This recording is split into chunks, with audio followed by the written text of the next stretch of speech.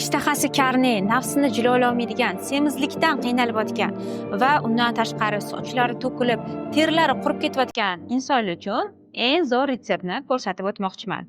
Buning uchun maydalangan zig'ir urug'larini olasiz va bizga bunaqa tayyor grek yogurti kerak bo'ladi. Xolasangiz, suyuq bo'lgan kefir ishlatsangiz ham bo'ladi. Demak, grek yogurtiga 2 choy qoshiqdagi zig'ir urug'larini solib olamiz va yaxshilab aralashtirasiz. Aralashtirib, bir xil massa bo'lgandan keyin ustini yopib qo'ying va bu massani 1 soatdan keyin iste'mol qiling.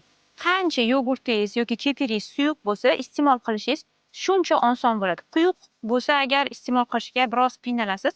Foydalariga keladigan bo'lsak, birinchi navbatda qorinni to'q tutib beradi. Shuni hisobidan doimiy ochlikdan qiynaladigan insonlar uchun dieta paytida iste'mol qilishni maslahat beraman. Yoki kechki taom o'rniga iste'mol qiling yoki nonushta o'rniga iste'mol qilib borsangiz bo'ladi.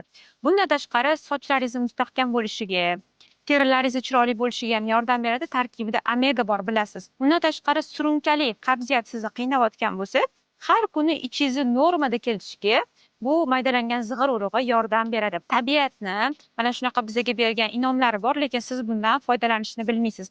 Nutritsiolog sifatida men sizga maslahat beraman. Nafaqat ozishingizga, xolesteriningizni pasaytirishga va undan tashqari qondagi qon miqdorini normaga keltirishga ham yordam beradi.